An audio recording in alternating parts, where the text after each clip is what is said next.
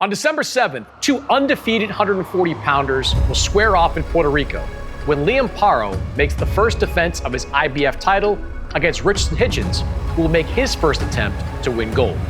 I'll fight anyone anywhere. I'll fight someone in the backyard, in a phone booth. I don't care. My talent is going to be here for a long, long time. I'm going to be making hits like Drake and Michael Jackson for a long, long time, and I promise you that. I think it's one of the best fights that could be made in the division. If he's looking at my last fight, that's going to be his mistake. Two young, undefeated guys. We're both in our prime. We're both around the same age. There's no excuses. I want to be the guy at this division. I want to take out the top names one by one.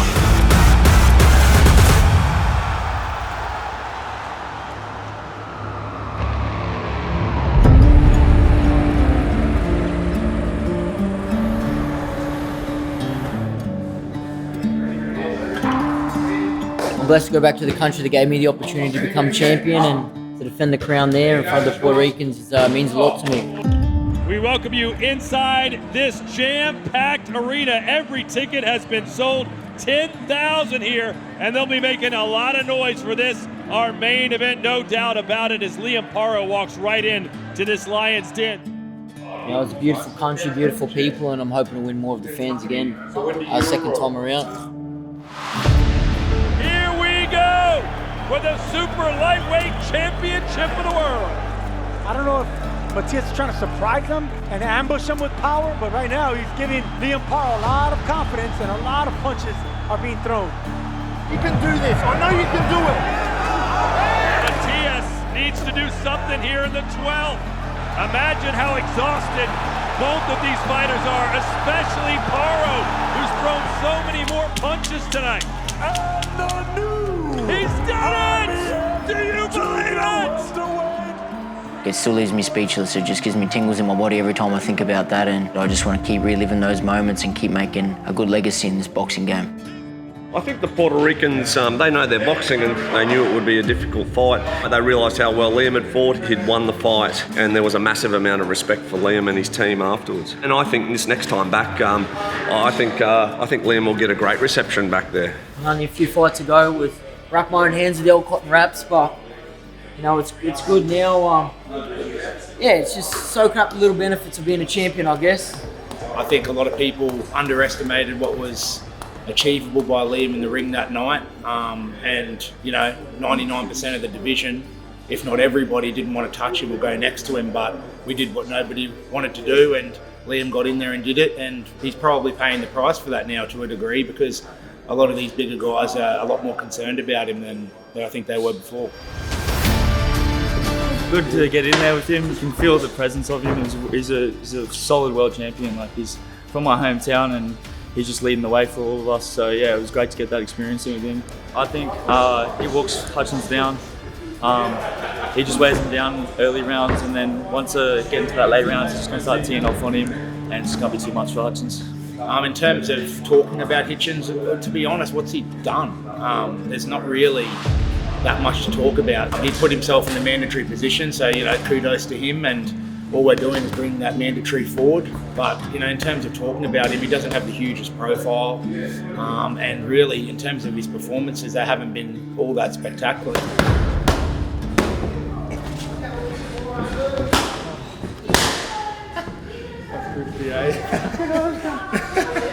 Save that part. Right now, we in President Street, and for a long time in my life, this is home. This is my stomping grounds. Hilltop. Yo, what up, my boy? What's up? Telling my baby mom, like, that's you and shit. Yeah. Boxer. She's like, word, still boxing? Yeah, I'm like, facts. What's up, y'all? Ain't shit. That's where he grew up at. Yes, sir, yes, sir. I'm around the corner. Yes, sir, yes, sir. Hey, my boy. Do your thing, yes, man. sir, I appreciate you, bro. Love you too, brother. Know. Appreciate you. Yes, sir. When you from, like, Brooklyn, from these parts, like, you really, like, rep your block. Like, in this block right here, this is, like, what made me who I am. This is, like, the block that the type of person I am, the way I think, like a lot of traits that I have as a person. This is the place that made me. This is the building that I grew up in front of right here. This used to be like the hangout spot. You know, we all hang out in front of here. Cops will drive by, harass us.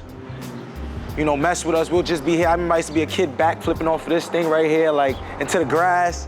I used to always come down and box like my older cousins or any guys in the street, and like people would drive by and stop and look at like a show, like, and be entertained. So like, this block like bring back so much memories. This is the block I lost my virginity on. Like, this block I'm on, it made me tough. There's no mistake that I never been down in a fight. I'm built tough. I feel like it's in me, like it's something that's in me. And I feel like my last fight with Gustavo Lemos, he brought something out of me and showed the world something that I knew within myself, but he brought it out. He brought that to the next level because I was hurt that fight. After the fight, I pissed blood that fight. I had to go to the next level that fight. That was a tough fight. Me knowing that I can go through that, it just shows that you're gonna have to kill me to stop me.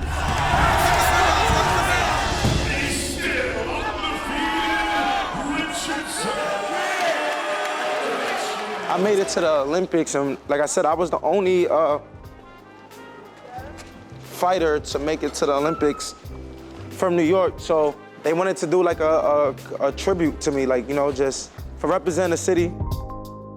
People that I grew up in school will always tag me on Instagram, like, I always drive past your mural in Flatbush. You from Flatbush? I'm like, no, I'm not from here, but this is the gym that I grew up at. Is it over here?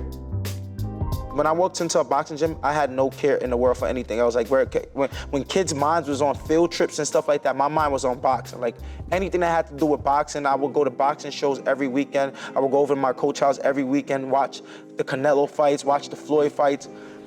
My life was boxing. Like, I just fell in love with it completely.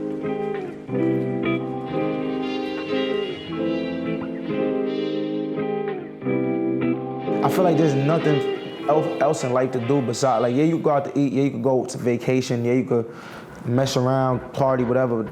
All those things is like things you could do for maybe 2, 3, 4 hours the most, but boxing is something I could do all day, every day. That's really my passion, you know what I'm saying? Like, my heart is really in this. I gave my life to boxing. Yeah. Hang, bring it up there. Come on. Yeah. We almost there. We got, until December 7th, 8 weeks to go. We almost where we need to be, but we don't want to like go over, like overtrain, but he's almost there. He's doing exactly what I want him to do. You've said a few times that you don't believe that Richardson believes in himself. You said the talk is kind of trying to convince himself. Why do you think that? 100%. You see, he's unstable. He's emotional on Twitter. That's where he has to try to sell to the people, but not just that, himself. To try to tell himself that he's got that X factor. Look, that's all it is. All we see is talks. No disrespect, you're a good boxer, but you stink out stadium. You think I got here just by not having that X factor? Do you know my background as a fighter, as a boxer? I was supposed to fight Montana. Montana was one of Eddie's favorite guys. Montana pulled out the fight. Then they got Montana another opportunity, Leigh Paro.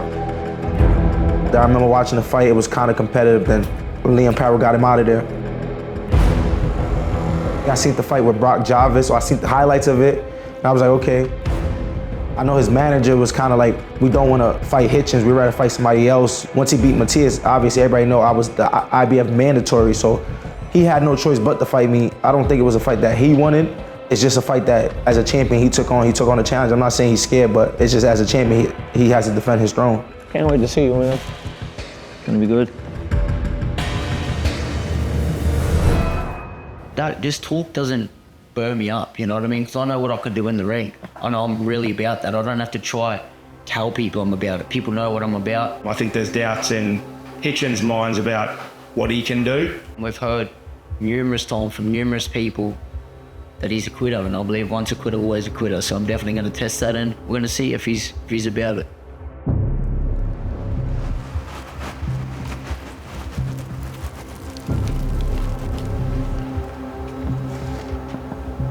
I've been through hell and back outside the ring, you know. I've lost close people. I've been through things in my life that's harder than a fight mentally, you know what I mean? So it shapes me into the fighter I am, and everyone knows that. My mind is the strongest thing. You can't beat me when it comes to the mental game. It just shows it gives me that true grit in the ring and the true hunger, and like I said, it's going to be hard to defeat a man like that, and I'm blessed to have that. And those hard times in life just shaped me into the man I am today, and that's what I am. I'm a true warrior. I'm a modern day gladiator. We've got much sparring partners to match the style we're up against. We did just flow in from Australia.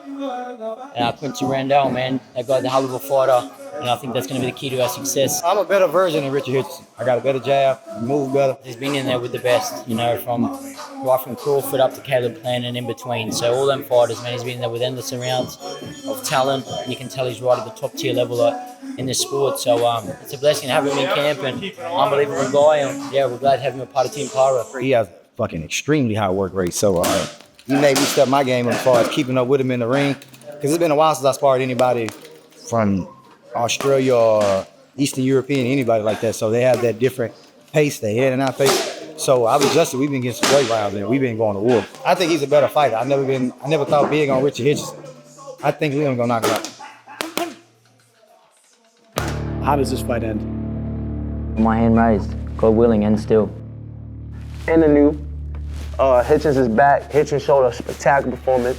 Liam came, he tried to be rugged, hit behind the head, go to the body, and got sniped. You think he's a dirty fighter? Hell yeah, I think he's a dirty fighter. That's all you do is hit behind the head. You just don't like the heat, that's what it is, it's a fight. It's a fight. Oh, okay. So I hope you can take it the same way. Bring it on. Okay. All right, you got a human body just like everybody else, brother. Exactly right, I never said I wasn't. The guys, first thing when they fight me, they be like, oh, we're gonna have to pressure him, go at him, go to his body. So we're gonna have to catch this dude, make it uncomfortable. He's gonna come fight night, try to punch me behind my head, make it dirty, make it physical. It's going to be the first time I'm going to face a track star, but hey, we're doing the right things in the gym to cut the ring off and make it a really hard, long night for him in there. When you put talent in a guy like me that has talent, it's going to put in the work. 9 times out of 10, I'm always going to rise to the occasion more than the other guy. I want no excuses because I know I'm coming in 110% and I'm going to take him to some very, very dark places. I think I'm one of the best fighters in the world. I think that there's people in boxing that talk sometimes, you know, because at the end of the day, it is a talking sport, but I feel like I'm one of them guys that talk because I know what I can do and I know that I can fight. He likes to talk. I think it's just covering up his own insecurities, but hey, we're going to see on December 7 because everyone knows what I bring to the table. Let's just see if he's about what he says. I'm closer to the life I want, but after this, everything changes. Life changes forever. The day I retire is the day I'll live as a champion because I will always have that contender mindset as there's more and more to achieve. I have that contender mindset, that hunger, that drive. It's going to be Paro time for a long time, I believe. It's Paro time! I walk into any gym with Gervonta Davis, Floyd Mayweather, Shakur Stevenson, Ray Leonard, the best fighters in the world. I'm going to feel like I'm a part of that fraternity. I just have self-belief. I don't have to try promote it to the world, and I do that in the ring. I don't have to let everyone know. I just show it. Can you hang? I know I can hang with whoever in boxing. Leigh Paro's in trouble. Pressure's gonna be on. The heat is gonna be turned up. You ain't gonna take anything that I've worked for. Good luck to you. I wish you all the best, but it ain't fucking happening.